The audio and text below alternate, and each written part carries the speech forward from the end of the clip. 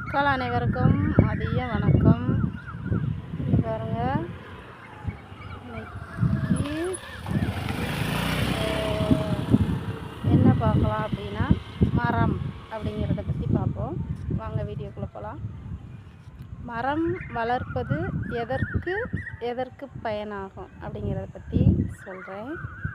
நம்ம ஒரு வீட்டு முன்னாடி ஒரு மரம் வளர்த்தோம் அப்படின்னாலும், ஒரு தோட்டத்தில் ஒரு மரம் வளர்த்தோம் அப்படின்னாலும், நம்ம ஒரு வேலி வங்குகள்லாம் ஒரு மரம் வளர்த்தோம் அப்படின்னா அது எதுக்கெல்லாம் பயன்படுதுன்னு பார்த்தீங்களா? அந்த மரம் நம்மளுக்கு யூஸ் ஆகுதோ இல்லையோ, இந்த மாதிரி ஒரு உயிருள்ள ஜீவங்களுக்கு அது யூஸ் ஆகும். உயிருள்ள ஜீவங்களுக்கு எதுக்கு யூஸ் ஆகுது அப்படின்னா, இந்த மாதிரி வெயில் நேரத்தில் பார்த்தீங்களா, ரொம்ப வெயிலாக இருக்குது.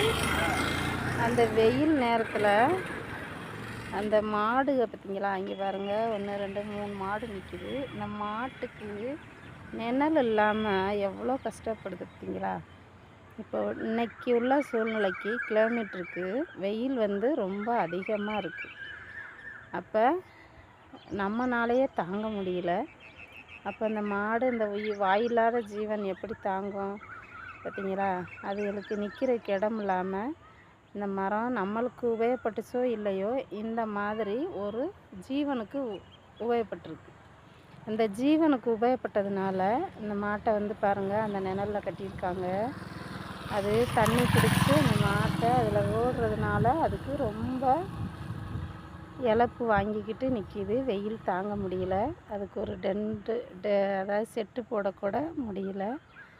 அதனால் பாருங்கள், அது இந்த வெயிலில் இந்த நிழலில் கட்டியிருக்கனால ரொம்ப இளைச்சிக்கிட்டு படுத்துருக்கு. அப்போ பாருங்கள், நம்ம ஒரு மரம் வளர்த்தோம் அப்படின்னா அந்த மரம் யாருக்கெல்லாம் உதவியாக இருக்குதுன்னு பார்த்தீங்களா? வளர்க்குறவங்களுக்கு உதவியாக இருக்குதோ இல்லையோ, யார் வேணாலும் நின்றுக்கிறலாம். அப்போ யார் வேணாலும் அதில் கட்டிக்கிடலாம். அந்த மாதிரியெல்லாம் அந்த மரம் உபயோகமாக இருக்குது. இப்போ அந்த மாடு நினைக்கும், பாருங்கடா, நம்மளுக்கு இவ்வளோ ஒரு நிழலை கொடுத்துருக்கு, கடவுளுக்கு நன்றி நினச்சி அந்த மாடு இந்த நிழலில் ரொம்ப பரிதாபமாக படுத்துருக்கு. அப்படிங்கிறப்ப பாருங்கள், அதுக ரொம்ப வெயில் அதிகமாக இருக்கா பாருங்கள், கண்ணு முழிச்சு பார்க்க முடியல, வெயில் அவ்வளோ தூரத்துக்கு அடிக்குது. அதனால் மக்கள் அனைவரும் வெயிலில் நடமாடுறவங்க எல்லாருமே இந்த வெயிலில் அலைஞ்சிட்டு டக்குன்னு வீட்டில் போய் தண்ணி குடிக்கிறவங்களாம் பச்சை தண்ணியை நீங்கள் கடகடன்னு குடிச்சிடாதீங்க. அது ரொம்ப பாதிப்பு. இந்த வெயிலுக்கு நம்ம வெயிலில் இருந்துட்டு நம்ம வீட்டில் போய் கூலிங்கான தண்ணி குடிக்கிறோம் அப்படின்னா என்ன ஆகும்னா, அந்த தண்ணி நம்மளோட உள் உறுப்புகளில் இருக்கிற நரம்புகள் எல்லாமே வெயிலிருந்து போகும்போது, வெப்பத்தில் இருக்கும்போது ரொம்ப ஹீட்டாக இருக்கும். இப்போ நம்ம போய் கூலிங்காக அந்த தண்ணியை குடிக்கிறோம் அப்படின்னா என்ன செய்யும், அங்கங்கே அந்த நரம்பெல்லாம் கட்டாக ஆரம்பிக்கும். அப்படிங்கிறதுனால அதுதான் நம்மளுக்கு உடம்புக்குள்ளே பிரச்சனையை உண்டு பண்ணிடும். அதனால் யாராக இருந்தாலும் இந்த வெயிலில் தெரிஞ்சவங்க தண்ணி போய் யாரும் கடகடன்னு குடிக்காதீங்க.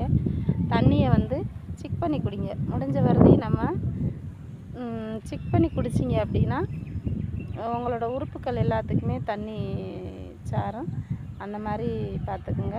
ஸ்ட்ரைட்டாக நீங்கள் குடிக்கிறீங்க அப்படின்னா அந்த தண்ணி என்ன ஆகும்னா நேராக யூரின் பைக்கு போக ஆரம்பிச்சிடும். அதனால் உங்களுக்கு தண்ணி நம்மளோட உறுப்புகளுக்கு போகாது. அதனால் அந்த மாதிரி குடிக்கிறதுக்கு பாருங்கள். இந்த சேனலுக்கு சப்போர்ட் பண்ணுங்கள், லைக் பண்ணுங்கள், ஷேர் பண்ணுங்கள், கமெண்ட் பண்ணுங்கள், சப்ஸ்கிரைப் பண்ணுங்கள். நன்றி, வணக்கம்.